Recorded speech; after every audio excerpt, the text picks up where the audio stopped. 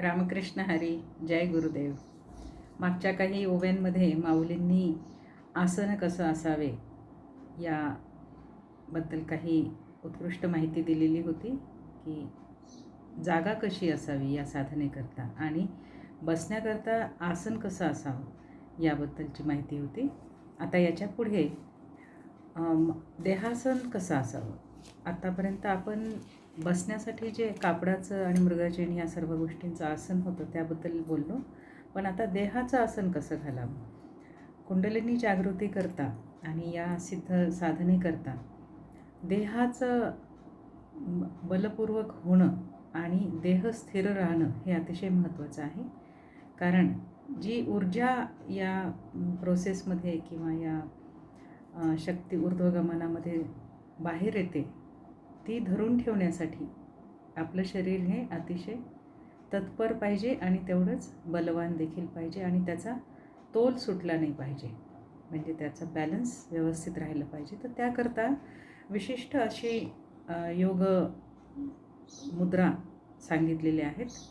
योगमुद्रा आणि बंध हे मिळून असं हे आसन तयार होतं. तर ते कसं आहे ते आपण आजच्या सत्रामध्ये पाहूया. माऊली म्हणतात, मग तेथ आपण एकाग्र अंतःकरण करुण सद्गुरी स्मरण अनुभवीजे. 186वी ओवीपासून आपण सुरुवात करत आहोत. तेथ स्मरतेनी आदरे सबाह्य सात्विके भरे जव काठिण्य विरे अहंभावाचे. माऊली म्हणतात की कुठलीही साधना सुरू करायच्या आधी तू आपल्या सद्गुरूला स्मरण कर. कारण जेव्हा सद्गुरूला आपण शरण जातो आणि पूर्णतः त्यांच्या ठायी आपला सर्व भाव असतो तेव्हा सात्विकानं सबाह्य म्हणजेच आपलं सर्व अंतःकरण अंतर आणि बाह्य हे अतिशय सात्विकतेनं भरून जातं आणि अहंभावाचं जे काठिण्य असतं ते विरून जातं. असं माऊली म्हणतात की सद्गुरू स्मरण करणं किती गरजेचं आहे. आणि ही साधना खरोखरच कठीण आहे. आणि याआधी माऊलींनी आपल्याला या अध्यायाच्या सुरुवातीला अभ्यास कसा करावा, यमनियमादी जे अष्टांग योग आहे ते त्याचा कसा अभ्यास करावा, त्याचं महत्त्व काय आहे, या मार्गावर अध्यात्माच्या या मार्गावर चालत असताना हा अष्टांग योग कसा आपल्याला उपयोगी पडतो याचं आपण सविस्तर आणि विस्तृत वर्णन आणि विवेचन केलेलंच आहे. तर तो अभ्यास केल्यानंतर ह्या अशी एक स्थिती प्राप्त होते. त्यामध्ये ही जी पुढची अवस्था आहे साधनेची ती आपल्याला प्राप्त होऊ शकते. म्हणजे जसे कुंडलिनी जागृतीसाठी जे काही आपल्याला साधन करायचे आहे त्यासाठी हा अष्टांग योग म्हणजे ध्यान आणि समाधीपर्यंत त्या साधकाची अवस्था स्थिर झाली पाहिजे असं माऊलींनी सांगितले. हा अतिशय गूढ आणि अवघड असा पर्याय हा मार्ग आहे. कारण तुकाराम महाराज तर नेहमी म्हणायचे की तुका म्हणे येथ पाहिजे जातीचे येरा गबाळाचे काम नाही. म्हणजे जो जातीवंत साधक आहे, जो ह्या अष्टांग योगाने स्थिर झालेला आहे त्याचंच हे काम आहे. याच्या पुढच्या ज्या अवस्था आहे त्या पुढचे जे साधन सांगितलेलं आहे माऊलींनी किंवा इतर अनेक संतांनी त्यासाठी हे खूप गरजेचं आहे. त्यामुळे माऊली म्हणतात की काठिण्य विरे अहंभावाचे. तर हे सर्व प्राप्त होऊ शकतं. तुम्ही स्वतः साधना जरी केली असेल आणि सद्गुरूचा आशीर्वाद नसेल तर अशा साधना अपुऱ्या राहतात. त्यामुळे सद्गुरूचे चिंतन करून त्याचे स्मरण करून आणि त्याला शरण जाऊनच या पुढच्या साधनांकरता बसावे असं माऊली सांगतात. विषयांचा विसरू पडे इंद्रियाची कसमस मोडे मनाची घडी घडे हृदया माझी. मग काय होतं की विषयाचा विसरू पडे. अनेक जे विषय आपल्या मनामध्ये येत असतात त्यांचा विसर पडून जातो आणि इंद्रियाची कसमस मोडे म्हणजे इंद्रियाचं जे चळवळ असतं आपलं ज्ञानेंद्रिय किंवा मन हे सगळं काही विरून जातं. मनाची घडी घडे हृदया माझी हे खूप महत्त्वाचं आहे. मन हे कायम अस्थिर असतं आणि मन हे सर्वकडे पसरत असतं. जर आपण पाहिलं की समर्थ रामदासांनी तर मनासाठी पूर्ण मनाचे श्लोकच लिहिलेले आहेत की मनाला कसा आवर घालावा. ते तर म्हणतात की मना कल्पना धीट सैराट धावे तया मानवा दैवे देव कैसे निपावे. जर हे असं मन सैराट धावणारं असेल तर त्याला देव कसा पाहावा. म्हणजे या या क्षणी आपण म्हणू शकू की जर मन असं सैराट धावत असेल तर साधना कशी होणार.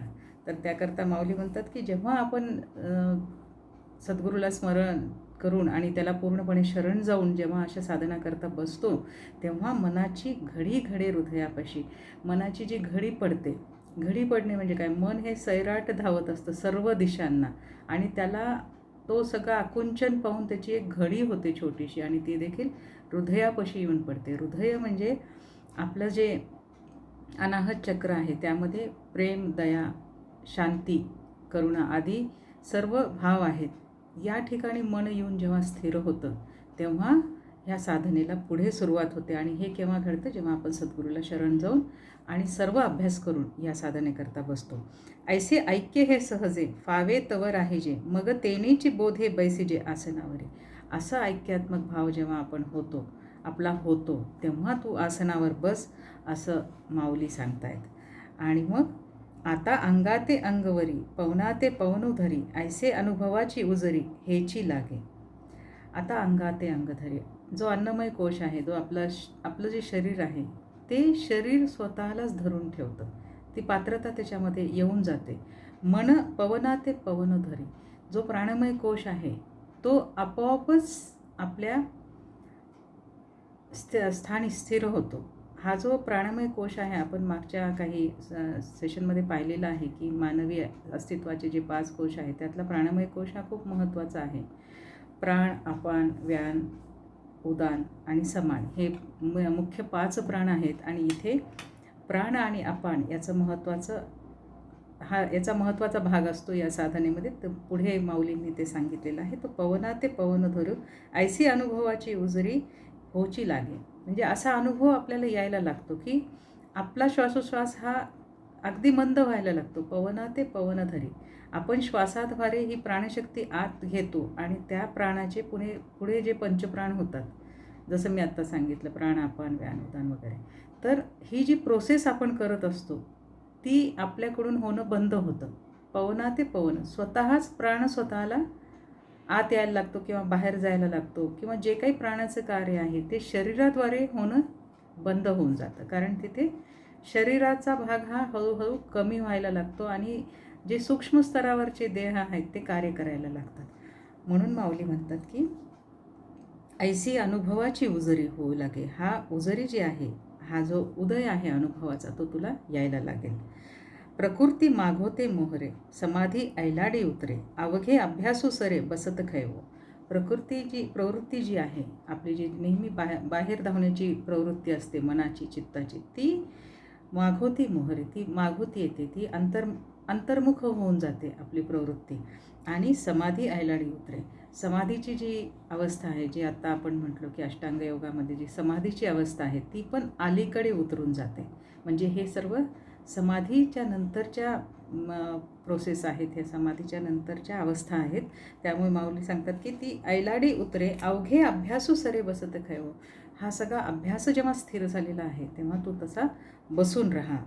मुद्रेची प्रौढी ऐशी तेची सांगिजेला आता परियेसी, तरी उरू या जगणासी जाडू निघाली. मुद्रेची प्रौढी, इथे आपल्याला मुद्रा आणि बंध याद्वारे हे आसन घातलं जातं. याच्यामध्ये 3 महत्त्वाचे बंध आहेत. एक आहे मूलबंध, जो अगदी शरीराच्या खालच्या भागामध्ये घातला जातो. दुसरा आहे उड्डियान बंध, तो आपल्या हृदयाच्या खाली जिथं डायफ्राम असतं, त्या पोटाच्या वरती त्या भागामध्ये उड्डियान बंध घातला जातो. आणि तिसरा जो आहे, जो जालंधर बंध ज्याला म्हणतात, तो आपल्या गळ्याच्या म्हणजे आपल्या विशुद्धी चक्राच्या तिथे हा बंध घातला जातो. बंध म्हणजे लॉक्स, आपली एनर्जी आपल्या शरीरामध्ये लॉक करून ठेवणे, म्हणजे तिला बंद करून ठेवणे.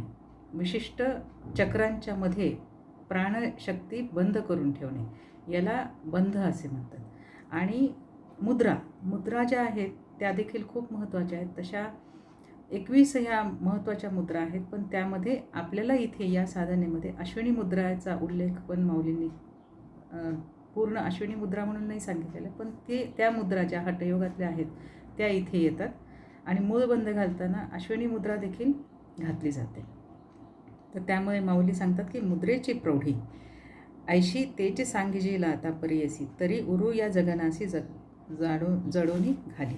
हे जे 3 बंध असतात ते जेव्हा एकदा एकसमयी तिन्ही बंध घातले जातात, एकसमय अवच्छेद करून, तेव्हा तो महाबंध तयार होतो आणि तो महाबंध या साधनेचा सर्वात महत्त्वाचा पैलू आहे.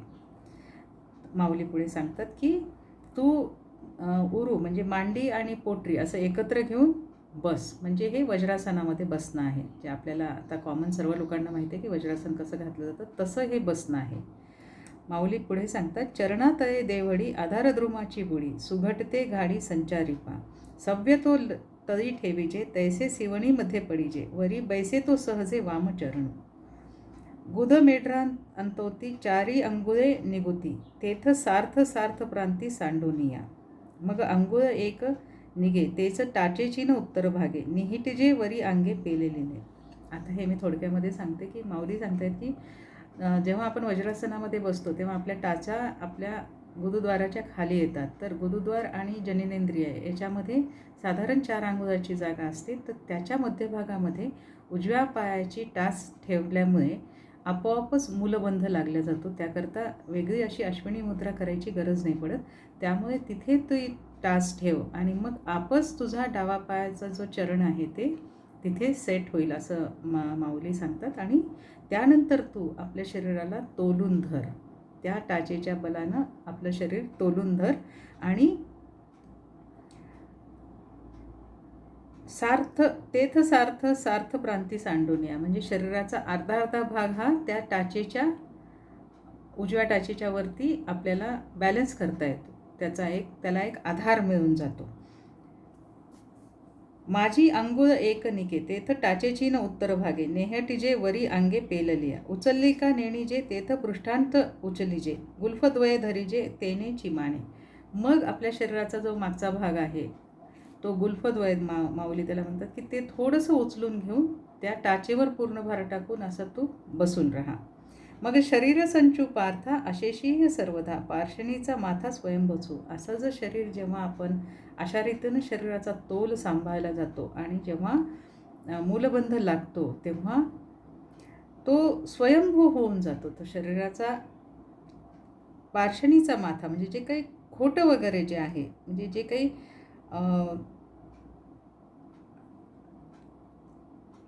जे काही आपल्याला दिसत नाही किंवा जे काही जाणवत नाही, त्याचा इथे नाश होऊन जातो आणि तो शरीर हे स्थिररित्या एका पॉईंटवर असा आधार दिला जातं पूर्ण शरीराला, म्हणजे शरीराचा देहाचा वरच्या भागाला. अर्जुना ते जाण मूळबंधाचे लक्षण, वज्रासन गौण नाम त्यासी. ह्याला मूळबंध म्हणतात. श्रीकृष्ण म्हणतो, अर्जुना तू जाणून घे की याला मूलबंध असं म्हणतात. त्याला वज्रासन गौण म्हणजे याला हठयोगात गौण नाम जे आहे ते वज्रासन असं आहे. ऐसे आधारी मुद्रा पडे आणि आधीचा मार्ग मोडे, तेथ अपानू अंतुलेकडे ओहटो लागे. मग काय होतं, जेव्हा मूलबंध लागतो तेव्हा मूलाधार चक्राच्या तिथे एक प्रकारचा असा दबाव क्रिएट होतो आणि अपानवायू जो आपल्या पोट आणि बेंबीच्या खालच्या भागामध्ये त्याचं जास्तीत जास्त वास्तव्य असतं, तो नेहमी आपल्याला खाली जाणाऱ्या ज्या क्रिया असतात उत्सर्जनाच्या त्याच्याकरता नेहमी मदत करतो आणि त्याचं आवागमन हे खालच्या बाजूला असतं. पण जेव्हा आपण मूलबंध लावतो तेव्हा ह्या वायूचं खाली जाणं बंद होतं, अपान वायूचं, आणि तो मागे वळला जातो. आणि म्हणून माऊली म्हणतात की तो कमी व्हायला लागतो, त्याचं संकुचन व्हायला लागतं, कारण त्याला बाहेर जायला जागा मिळत नाही आणि आतुलेकडे ओहटो लागे. तो अपान वायू जो आहे तो आधीचा मार्ग मोडे. आधीचा मार्ग म्हणजे त्याचा बाहेर जाण्याचा जो मार्ग असतो गुरुद्वाराकडून तो बंद होतो आणि तो आतल्या भागाला वळला जातो. तव कर संपुट आपसे वामचरणी बैसे, बाहुमुळे दिसे थोरबी आली, माझी उभारील दंडे शिरकमळ होय गाढे, नेत्रद्वारीचे कवाडे लागू पाहते, वरचील पाती ढळती तळीची तळ पुंजाळती, तेथ अर्धोनमिलित स्थिती उपेजे तया. मग काय होतं की माऊली म्हणतात की आपले जे हात आहेत ते आपल्या पायावर स्थिर होतात किंवा गुडघ्यापाशी स्थिर होतात आणि आपले खांदे हे उंचावले जातात. मग नेत्रद्वारीचे कवाडे लागू पाहते आणि आपले डोळे हे तू मिटायला लाग. डोळे जेव्हा आपण उघडे ठेवतो तेव्हा आपल्याला बाहेरच्या संवेदना खूप आत यायला लागतात. म्हणून कुठलीही साधना करण्याकरता डोळे मिटावे लागतात. ते देखील आपली साधारण डोळे मिटल्यानंतर 10 डिग्रीपर्यंत डोळे उघडे राहिले तर आपल्याला बाह्य जगताची काही दृश्य आत येत नाहीत आणि आपण आपल्यामध्ये राहतो. अंतर्मनामध्ये आपण स्थिर व्हायला लागतो. तेव्हा नेत्रद्वारीचे कवाडे लागू पाहती, वरचील पाती ढळती, तळीची तळी पुंजाळती, तेथा अर्धोन्मिलित स्थिती उपजेया. ही अर्धोन्मिलित स्थिती जी आहे, म्हणजे डोळे आपले अशा रीतीनं तो मीठ, म्हणजे अगदी थोडीशी स्लीट उघडी राहते डोळ्याची, ज्यामुळे बाहेरचं दृश्य आत येत नाही आणि पूर्णपणे अंतर्भावामध्ये साधक चालला जातो. दिठी राहून अंतुलीकडे, बाहेर पाऊल घाली कोडे, ते ठाई ठावो पडे नासग्रापठे. म्हणजे दिठी जी आहे, जी दृष्टी आहे, ती इतकी आत वळलेली असली पाहिजे. जरी ती बाहेर पाऊल टाकायचं म्हटलं तरी ती जाऊन कुठे जाणार, ती नासग्रापर्यंतच गेली पाहिजे. म्हणजे ती नाकाच्या आग्रापर्यंतच गेली पाहिजे. एवढाच तो डोळा आपला उघडा राहिला पाहिजे. कारण डोळे पूर्ण झाकल्यानंतर देखील झोप लागायची शक्यता असते. त्यामुळे साधनेमध्ये अर्धोन्मिलित डोळे ठेवणे हे खूप गरजेचं आहे. जेव्हा तुम्हाला म्हणजे तुम्हाला सहज अवस्थेमध्ये असताना देखील तुम्हाला सावध राहून ही क्रिया करणं खूप गरजेचं आहे. ऐसे अंतूच्या अंतूची रचे, बाहेरी मागुते न वचे, म्हणून राहे आधीचे दिठीची तेथच होय. आता दिशांची भेट घ्यावी, का रूपांची वास पाहावी, हे चाड सरळ अवघी आपसय्या. हे सगळं जेव्हा दिठी आतल्या आत राहते, आपल्या अंतर्भावामध्ये चालली जाते, तेव्हा मग दिशांची भेट घ्यावी का, म्हणजे बाहेरचं काय पाहावं किंवा कुठला रूप पाहावं याची काही आसच राहत नाही. या सगळ्या ज्या संवेदना असतात त्या नष्ट होऊन जातात किंवा त्या लय होऊन जातात. त्या आपसय्या, त्या स्वतःच लय होऊन जातात. त्याच्याकरता त्या साधकाला वेगळं काही करायची गरज पडत नाही. मग कंठनाळ आटे, हनुवटी हाडवती दाटे, ते गाढी होऊन नेहटे वक्षस्थळी. मग पुढचा जो बंध आहे, जो जालंधर बंध आहे, त्याला ते सांगताना माऊली सांगतात की कंठनाळ आटे, म्हणजे जो आपला कंठ असतो, कंठनाळ म्हणजे जो विशुद्ध चक्राची जागा असते, ती संकुचित होऊन जाते. आणि हनुवटी ही त्या कंठाच्या खालच्या असलेल्या खोबणीमध्ये जाऊन गच्च बसते. आणि गाढी होऊन नेहटे वक्षस्थळी, म्हणजे त्या खोबणीमध्ये, वक्षस्थळाच्या अगदी वरच्या भागामध्ये हनुवटी आपली ही स्थिर होते, घट्ट होऊन जाते. त्यामुळे काय होतं की तिथे हा जालंधर बंध तयार होतो. माझी घंटिका लोपे, वरी बंधू जो आरोपे, तो जालंधरू मनिपे पंडुकुमरा.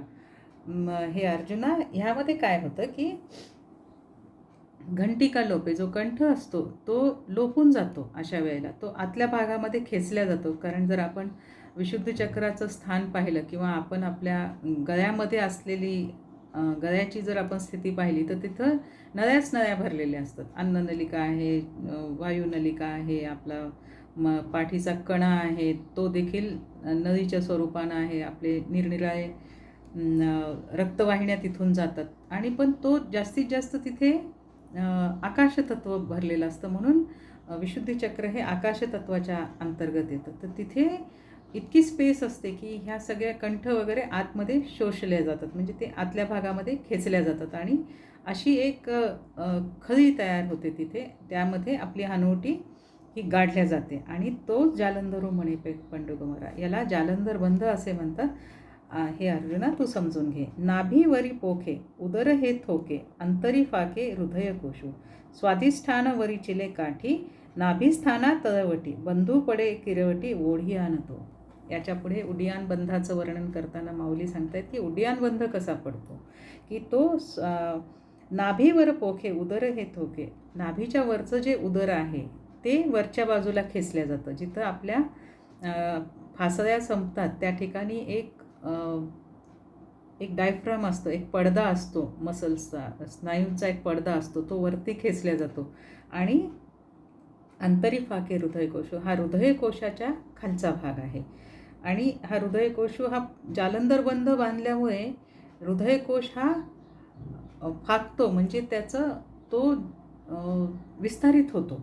आणि नाभीच्या वरी पोखे उदर हे थोके अंतरी पाके हृदय कोश स्वाधिष्ठानावरी चेल काठी. स्वाधिष्ठान चक्र जे आहे, आपण मागच्या सत्रांमध्ये याकरता चक्रांबद्दलची थोडी माहिती घेतली होती की स्वाधिष्ठान हे जे चक्र असतं ते मणिपूर चक्राच्या खाली असतं. त्याचं स्वाधिष्ठानाच्या वरती आणि नाभिस्थान तळवटी म्हणजे मणिपूर चक्राच्या एकदम खाली आणि स्वाधिष्ठान चक्राच्या वरची बाजू top part of that top part जो असतो स्वाधिष्ठान चक्राच्या पूर्ण जागेचा तिथून आणि डायफ्राम जो आहे उदराचा तिथंपर्यंत हा बंध पडतो.